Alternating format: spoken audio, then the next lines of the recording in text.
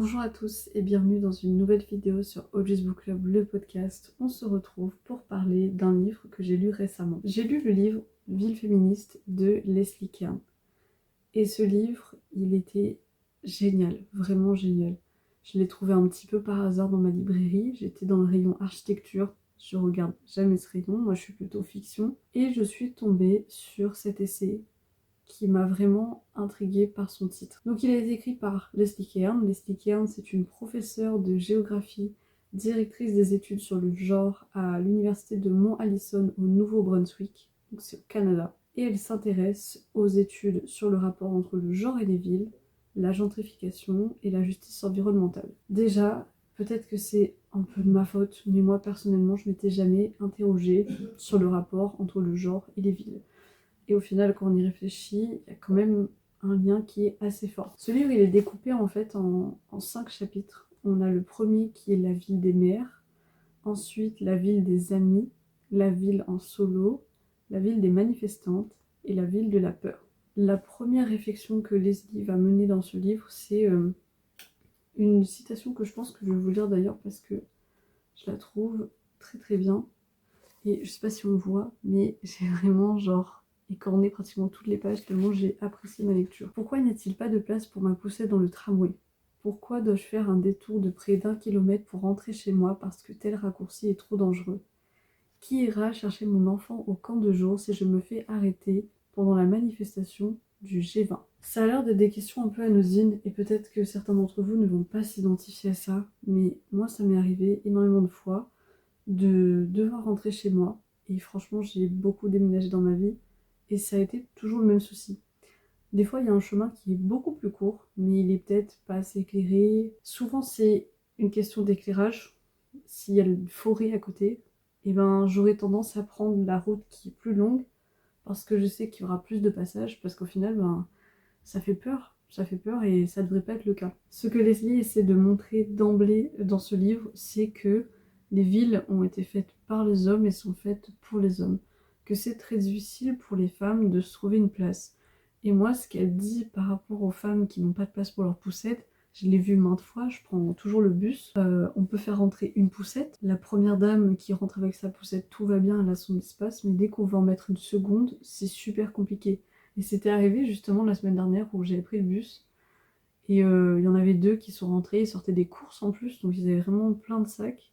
La première, elle est rentrée avec sa poussette, très très bien comme ça. Et l'autre n'avait pas de place, donc elle était obligée de se mettre un peu en face de la porte pour sortir du bus. Ce qui faisait que dès que les gens essayaient d'entrer ou de sortir, il fallait pratiquement enjamber la pauvre poussette. La dame, elle avait l'air super gênée, alors qu'en soi, c'est même pas de sa faute. C'est même pas de sa faute, et plus ça va, et plus on a le bus qui a de moins en moins de place, même pour les gens debout d'ailleurs, on peut plus, on n'a plus de place. Et ça a été le même problème la semaine d'avant, parce qu'il y avait deux personnes en situation de handicap qui étaient rentrées avec des fauteuils roulants. Donc le premier, pas de souci. Le second, bah, il pouvait plus rien faire. Il bloquait, et en plus, c'est pas du tout ergonomique parce qu'après, la façon dont il était bloqué à cause de l'autre fauteuil faisait que les usagers du bus devaient l'aider à se dépatauger pour pouvoir sortir du bus. Voilà, on est à ce stade. Et ça devrait pas être normal. Et je sais que ça s'applique pas forcément à toutes les villes parce que j'ai eu la chance d'aller au Danemark, à Copenhague, et j'avais pris les métros. Et c'est dingue parce que comparé aux métros parisiens, déjà ils sont beaucoup plus grands, espacés. Et il y avait vraiment des compartiments spécifiques pour les vélos et compartiments spécifiques pour les poussettes. On va dire que toute l'introduction, ça va être vraiment Leslie qui montre à quel point cette société a été pensée par les hommes et pour les hommes. Il y a une citation que j'aime bien mais qui vient en fait du travail de Dolores Hayden en 1977. Donc c'est une chercheuse qui a travaillé sur cette question d'urbanisme. Et elle démontrait en fait que le trois quarts des bâtiments sont construits de manière à représenter en fait l'appareil reproductible des hommes. Et que même les termes employés en architecture pour construire un bâtiment qui va vers le ciel, ça va être des termes en lien avec l'appareil reproductible des hommes. C'est trop bizarre. Non, on fait pas ça, je sais pas. Enfin, je trouve ça un peu dingue. Et en même temps, ça donne un peu un côté un peu égocentrique, quoi. Mais bon. Elle explique que Même au Canada, il y a quand même beaucoup de villes qui vont pas être forcément adaptées pour des femmes, surtout lorsque ces femmes deviennent mamans. Donc ça, c'est vraiment, je crois que c'est le premier chapitre, c'est la ville des mères. Se balader avec une poussette en ville, c'est un parcours du combattant, surtout au Canada, parce que les routes sont souvent enneigées et que des fois, on ne pense pas forcément au trottoir et à l'ergonomie, et à comment faire en sorte de pouvoir simplifier la vie des familles. Moi, je pense que l'exemple que j'ai, c'est celui de La Réunion. On a beaucoup de routes en fait qui n'ont même pas de trottoir. Donc déjà en tant que personne, individu, on peut pas marcher sur toute l'île, c'est super dangereux. Et en plus, c'est beaucoup de pentes et tout, donc c'est pas le plus pratique. Mais même si admettons vous décidez de le faire, il faudra peut-être vous dire qu'à un moment donné, vous risquez de vous faire écraser. Et j'ai déjà vu énormément de personnes le faire avec des poussettes. Franchement, les mamans, des fois, c'est vraiment impressionnant, je ne comprends pas. Et que même dans des sociétés, on va dire, où l'urbanisation elle est un peu plus prononcée, comme le Canada par exemple, on est confronté aux mêmes soucis. Elle expliquait aussi que souvent les arrêts de bus, parce qu'on dit souvent en ville, prenez les transports en commun, privilégiez les transports en commun plutôt que la voiture, mais qu'en fait, dès qu'on a un enfant, c'est très compliqué parce que les arrêts de bus ne sont pas forcément à proximité de tout ce qu'il faut. Donc, des fois, il faut encore pousser la poussette pendant 1 kilomètre pour arriver au commerce le plus proche. Et que ça vaut pour tout, donc pour emmener son enfant à l'école, etc.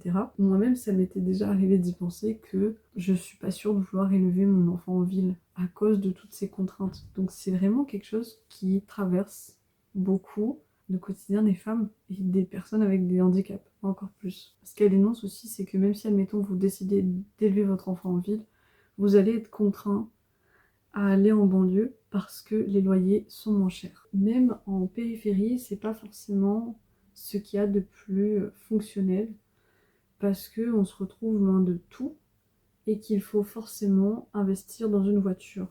Et ce qu'elle révèle, c'est que c'est assez compliqué parce qu'à un moment donné, elle traverse une période où elle a un job à temps plein pour pouvoir subvenir aux besoins de sa fille, que pour aller à ce job, il fallait qu'elle traverse la moitié de la ville et qu'après une certaine heure, il n'y avait plus de bus, ou qu'il fallait qu'elle marche à pied, c'était très compliqué. Que souvent, sa fille a dû faire des trajets jusqu'à l'école seule, parce qu'elle ne pouvait pas être sur tous les fronts, puisqu'à côté de ça, elle était aussi enseignante, chercheuse. Non, elle était chercheuse, pas encore enseignante. Et c'est assez terrible parce que je pense que beaucoup de personnes sont dans cette situation. Que c'est pas parce qu'on habite en banlieue qu'on va forcément trouver un travail dans la zone dans laquelle on habite. Tout ça. Donc Macron qui décide d'envoyer des lettres aux jeunes femmes de 29 ans pour faire des enfants, reconstruire les villes, et ensuite on verra. Voilà. Et en plus d'imposer ce genre de choix sur une personne, je trouve ça vraiment pas terrible. Le chapitre 2, lui, il se concentre plutôt sur la ville des amis, c'est-à-dire comment les jeunes filles évoluent dans cette société qui n'est déjà pas construite pour elles.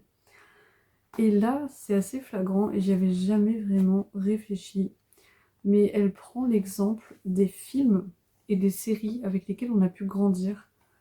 Par exemple, elle parlait de Clueless, c'est le seul exemple que je connaissais dans ce qu'elle a cité, mais on peut en prendre plein d'autres. Moi, j'avais pensé à Lolita malgré moi, ou encore iCarly aussi. Elle explique que on est à un stade où la ville est tellement pas faite pour les femmes que même dans les représentations cinématographiques, les filles ne sont pas en ville et qu'on trouvera très peu de films où les filles sont vraiment en ville. Si les filles se retrouvent pour discuter, pour échanger sur certains sujets entre elles, elles ne vont pas le faire en ville. Ça va être souvent dans des chambres qui sont super décorées, super aménagées. Le truc, il est tellement cosy que tu as envie d'y vivre. Et ou sinon, ça va être les toilettes de l'école. Voilà. C'est là où on met les filles. Et je trouve que c'est une super réflexion sur tout ce qui est urbanisme, parce que c'est vrai, quoi. Moi-même, quand je regardais ce genre de série, la chambre de iCarly, je voulais trop la voir. J'arrive pas à réfléchir, c'est à d'autres chambres, mais celle de Blair, dans Gossip Girl aussi, j'aimais bien. Et c'est vrai que souvent, on va les voir évoluer dans des chambres. Moi, je sais, la chambre de Hannah Montana aussi. La chambre de Alex dans Les Sorciers de Beverly Place. Bref. on a souvent ce genre d'endroit pour les femmes. Je vais vous lire du coup, je vais vous lire la citation. Alors, dans les films à succès comme Clueless, les chambres des personnages sont le principal décor des scènes d'amitié et d'échanges entre filles. Les toilettes semi-privées des écoles reviennent elles aussi régulièrement. Dans les endroits publics et surtout dans les espaces urbains, les filles font office de figurantes au bras de garçons dans les rendez-vous galants ou les événements publics.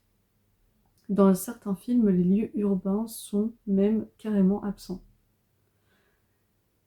La ville ne semble pas être un lieu où les réalisateurs, actrices de films à succès s'imaginent les filles interagir entre elles, entretenir des relations et prendre leur place.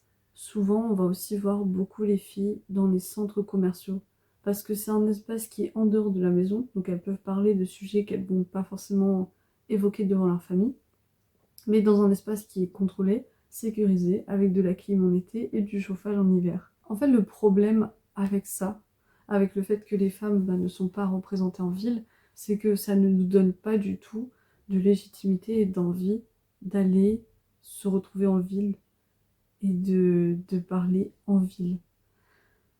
Et je pense que c'est toujours quelque chose qui est d'actualité aujourd'hui. Elle évoque aussi le fait qu'on a souvent des représentations d'amitié toxiques entre femmes dans les films, et que peut-être que c'est une volonté justement pour que on ne fasse pas une espèce d'alliance contre tout ce qui ne va pas en fait dans cette société. On a deux pôles. On a le pôle les filles ne sont pas représentées en société, sauf au bras d'un homme, aka Bridgerton, voilà, exemple typique.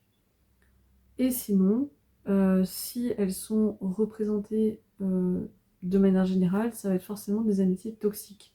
Et les relations amoureuses vont être le centre d'intérêt. Mais au final, il faudrait apprendre à décentrer un peu tout ça. Mais j'ai déjà fait tout un épisode sur les amitiés, donc si jamais ça vous intéresse, je vous renvoie à cet épisode. Mais voilà, elle parlait des Golden Girls. C'est une série des années 80, c'est une sitcom, et j'adore cette sitcom. Qu'en fait, représenter des femmes qui s'entretiennent et qui s'allient entre elles et qui sont vraiment un groupe soudé lorsqu'on est jeune, c'est pas possible, il faut forcément qu'on ait un homme. Mais par contre, une fois qu'on est à la retraite et que les maris sont décédés, bizarrement c'est ok. Et qu'en fait on devrait faire en sorte que ce soit accepté de manière plus générale. Le chapitre d'après, il est sur une ville pour soi. Et en fait, elle montre que même si, admettons, une femme seule décide d'aller en ville et d'essayer d'apprécier son temps et de passer voilà, une bonne journée, et malheureusement, elle sera forcément embêtée, sujette à du harcèlement, et c'est très très courant. Et c'est vraiment alarmant à quel point c'est courant. Et elle dit d'ailleurs que pour elle, la solution la plus simple pour se balader en ville, c'est de le faire avec des écouteurs. Être seul requiert un espace personnel qui soit respecté, un privilège qu'on accorde rarement aux femmes. J'aime bien écouter de la musique quand je me promène en ville, moi aussi, mais pour moi et pour un bon nombre de femmes, les écouteurs sont bien plus qu'une source de divertissement. Bien que petits, ils nous fournissent une imposante barrière sociale qui nous protège des intrusions incessantes et presque toujours non sollicitées de la part des hommes. Il m'est impossible de savoir exactement combien d'interactions importunes ou d'épisodes de harcèlement j'ai évité ou été en mesure d'ignorer grâce à mes écouteurs. Est-ce qu'il y a besoin de mots pour décrire à quel point c'est horrible? Voilà, même moi je fais ça, j'ai toujours des écouteurs, mais je mets qu'un seul côté. Parce que je préfère être quand même au courant de ce qui se passe autour de moi.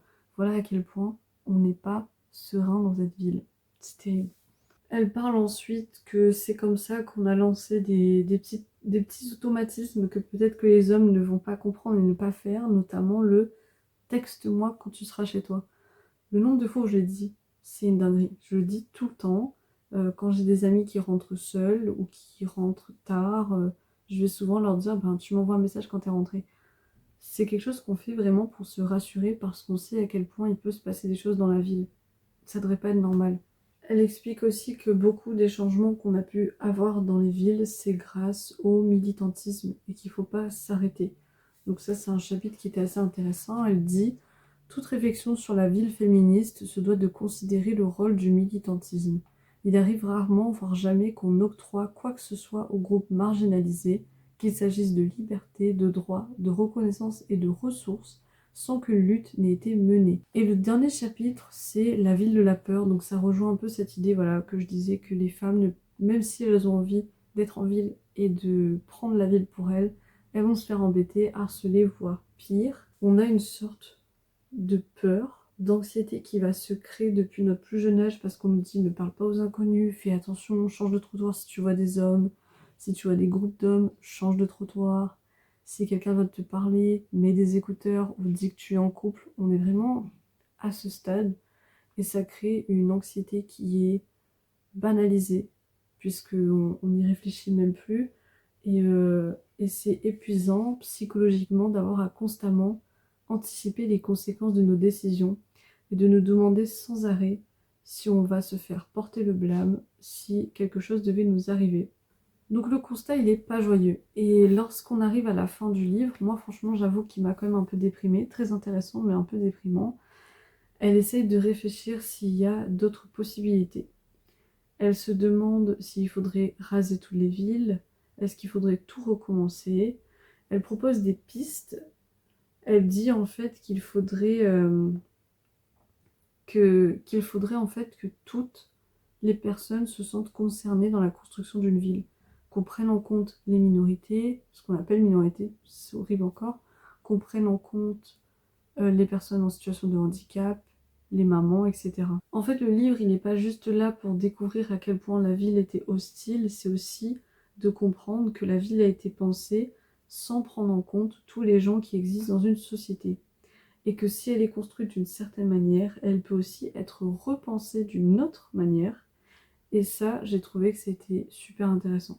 Et j'ai beaucoup aimé, j'ai beaucoup apprécié les thématiques, j'ai apprécié ce qu'elle en fait, comment elle l'aborde, parce que c'est pas du tout à la manière d'un article scientifique qu'on pourrait lire pour les cours. Je trouve qu'il est vraiment très accessible et qui donne de belles pistes et qu'il faudrait vraiment creuser.